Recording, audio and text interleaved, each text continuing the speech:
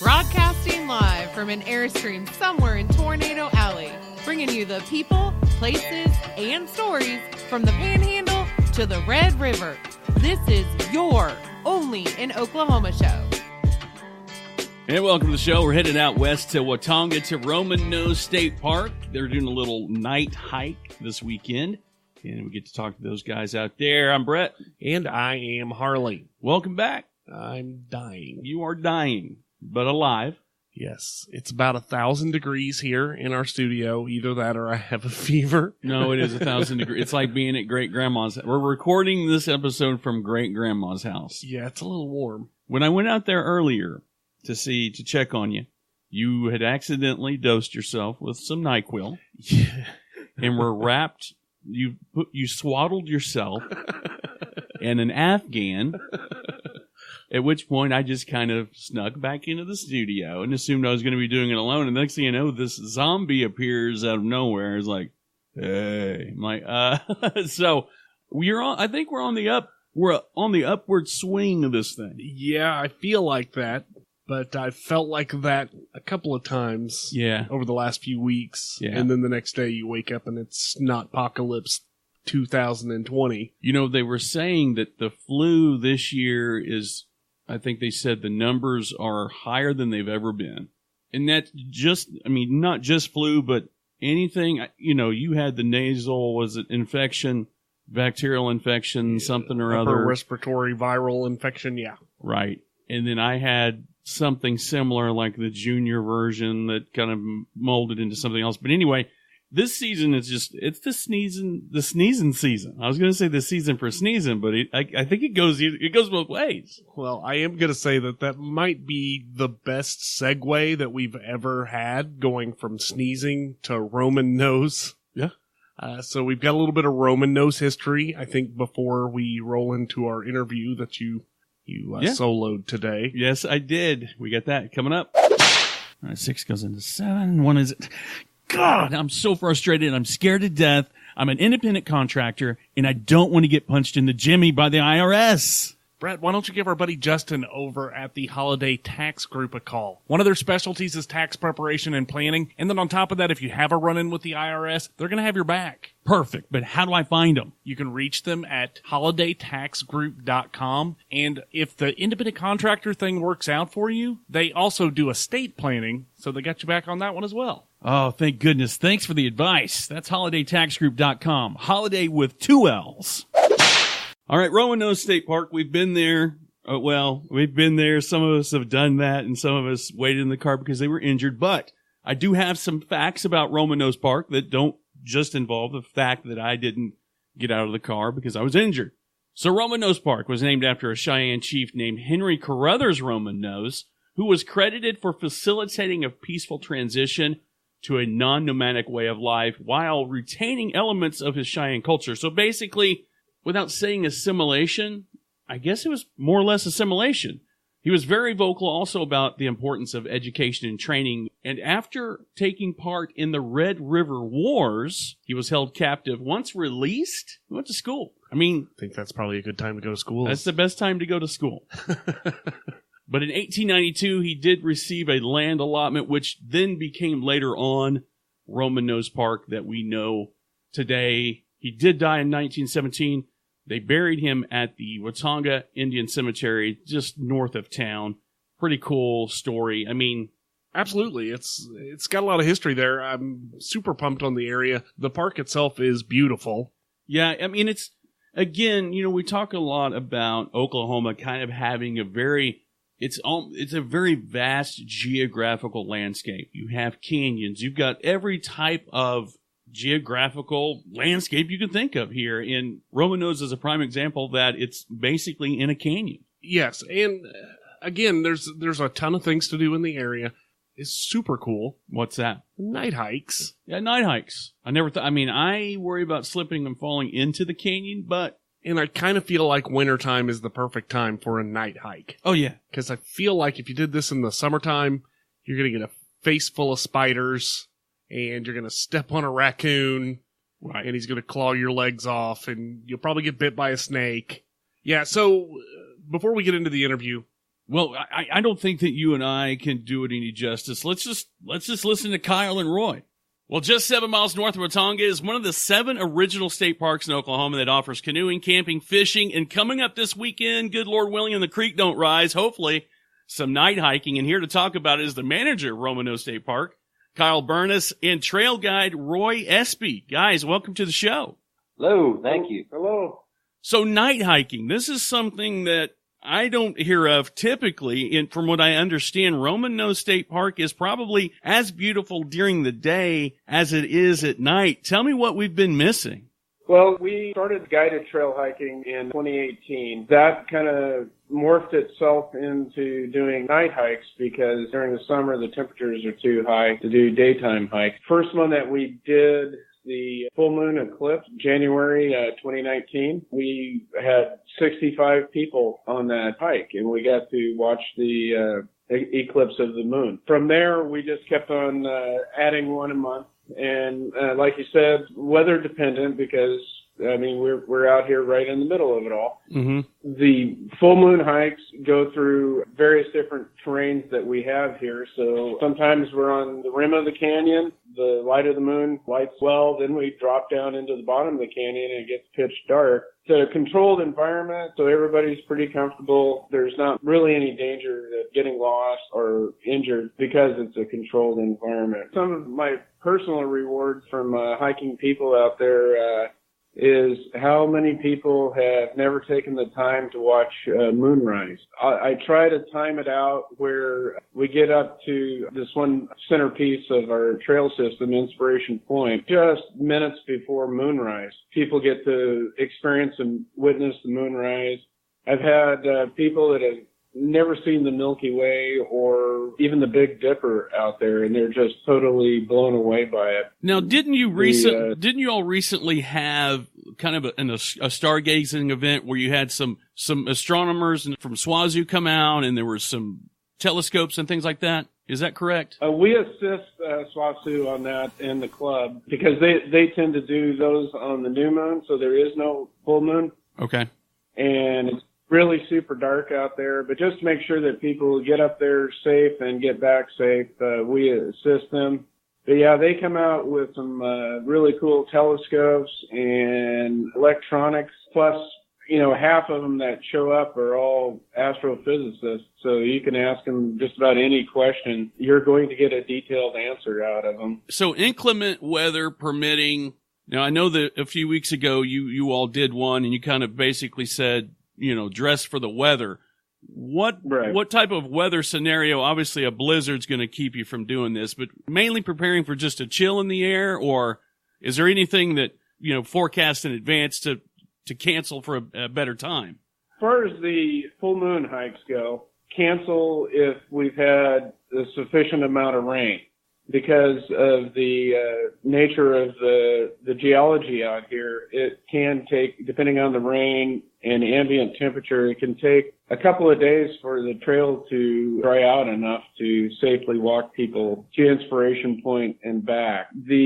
As far as dressing for weather, it's just common sense. If it's going to be cool that night, dress for the cool. We do them during the summer. We've actually been up there waiting for moonrise, and it's still like 97 degrees or maybe even hotter at some point. So you need to have water and appropriate clothing.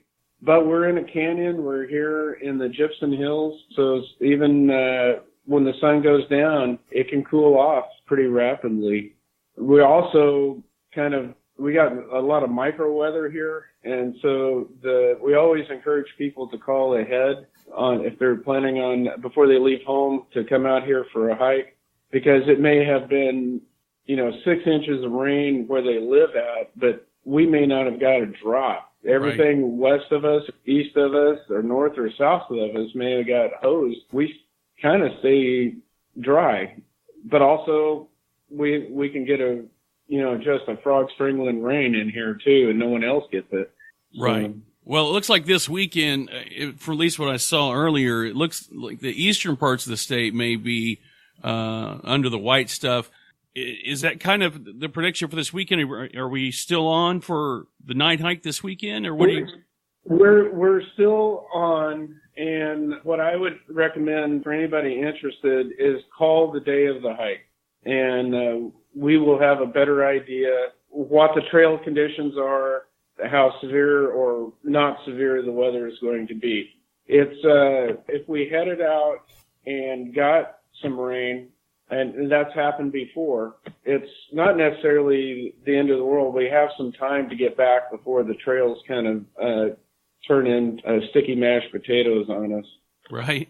Yeah, and people can follow us on Facebook and Instagram and Twitter, and we post updates for the events and stuff too. Facebook being the most prominent one, but if you follow our Facebook page, you'll see updates, to the minute if we decide to cancel that. All right, guys. So for people that aren't aware and kind of trying to get a better idea of what to expect, can you give us a literal and figurative walkthrough of how the hike, the kind of the A to Z of the hike? We always meet up at Lodge here at the park. Law enforcement park ranger Sergeant Ramos and I give a safety briefing. We'll give everybody an idea of trail conditions. And of course that varies. When it becomes later in the spring, we have to give the talk about rattlesnakes, but it's basically just to give people a scope of what to expect if they haven't been on a trail. It's a 3-mile round trip. It's about 1.5 miles out, 1.5 miles back. We go on the same trail back as we go up. This isn't 1.5 miles in a shopping mall. We've got canyons we walk through. We go up them and we go down them and then back up again. So we talk about the conditions that they may run into, like loose rocks, and if it's been kind of wet out and the trail's marginal, we'll tell them about being careful with getting into the mud, because as soon as they step on the gypsum, it can get really slick on them. And, insist on everybody staying together. So we go up as a group and we come back as a group. We want to know about any health condition may cause them some problems on the trail. We also insist that any slips, trips, and falls, no matter how minor or how major, that they let one of us know so that we can check them out and make sure that they're okay. Right. Make sure that they have plenty of water, especially during the hot season here. Usually our groups are making so much noise that we don't get to really see any wildlife. It's all about the stars and watching the moon and having a really enjoyable evening hike. Well, it sounds like a great time. So the best way, obviously, Kyle, you mentioned Facebook. Obviously, that's the number one way I think everybody stays connected. Are there any better ways to contact you all to make sure that, let's just say somebody doesn't have that availability? What's the best alternatives to get in touch with you all to make sure you're still up and running, or what's next? Yeah, so they can call the lodge, the main line of the lodge, which is 580-623-7281, and talk to the front desk staff there who would know if we canceled it. We'd alert those folks too. So, well, it sounds like a great time. I hope that it's on for this weekend. If not, but it sounds like you do them quite often. How often do you all do night hikes and hikes in general? We've got 13 full moon hikes on the schedule for this year. September, October, there's going to be a blue moon. So we got 13 hikes planned for this year. So it could be up to 2 night hikes a month going on. Yeah, and we're hoping to start the astronomy nights back up, hopefully February or March, kind of looking at that time frame. That's awesome. I admire what you all are doing. That's so many things that people miss out on that you can have fun without a Wi-Fi connection.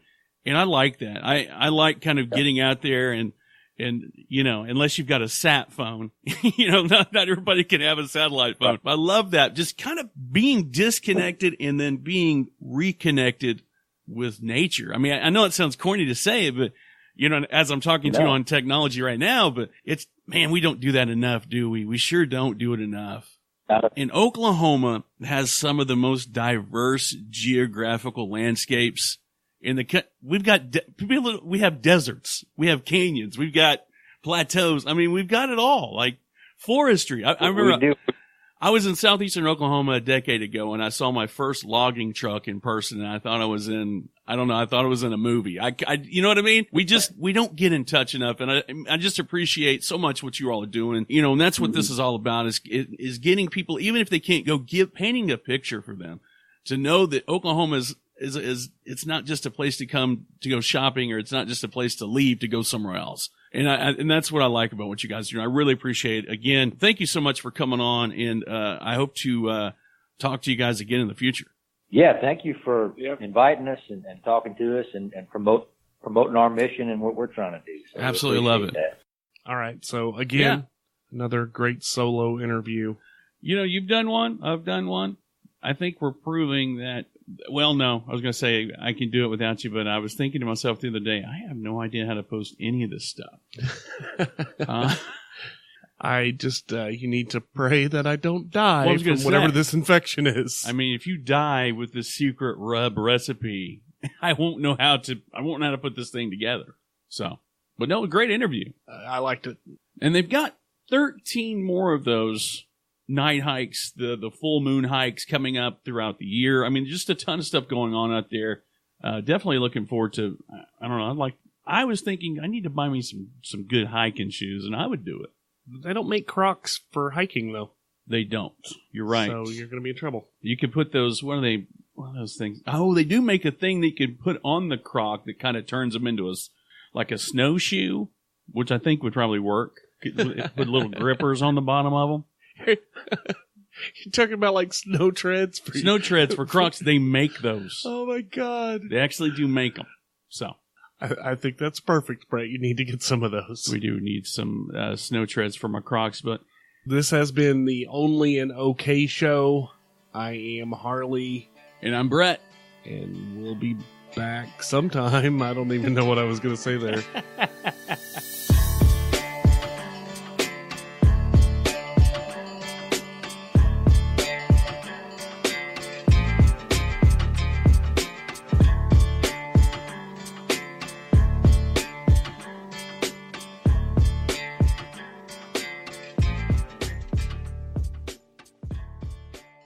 You have 47 unread text messages. I do. You're either in trouble or you just never check that shit. Well, a lot of them aren't really important. I just don't delete them. I mean, I've got 47 unread texts, but 41,472 Yahoo mails. So my chances of wiping my text messages are better because I can't just go into Yahoo and go read all, just like on a computer, and wipe it. I've got to go and do it 10 at a time. 10 at a time. That's a lot. Computer. I don't know my password. Yeah. Okay. So, I mean, people say, just delete the app. I don't want to. I've got history with this email. We have 6 downloads from Iran. Somebody said. Somebody in Uzbekistan loves this show, by the way. Yeah, they do. It's got to be an American base. It's got to be. I don't know. Count Dracula even listens to us. We got one in Romania. We've got a fan in Estonia. I kind of feel like as small as Ireland is, 116 is not a bad number, you know? No, not at all. Especially for a show that's about Is Alaska Oklahoma. Dark blue? No, I think it's just because it's part of the U.S. Oh, okay. Okay. About ready? No, but go. 3, 2. Are we going? All right. I'll try not to fall asleep during the recording, if that helps. Okay. I don't even remember. We just did this. I don't even remember. What do I do here? And welcome to the show. Okay. I didn't even do that. Oh, I didn't do that, did I? You didn't do what? Oh, I didn't do a welcome to the show. That's okay. I got it. 3, 2, 1.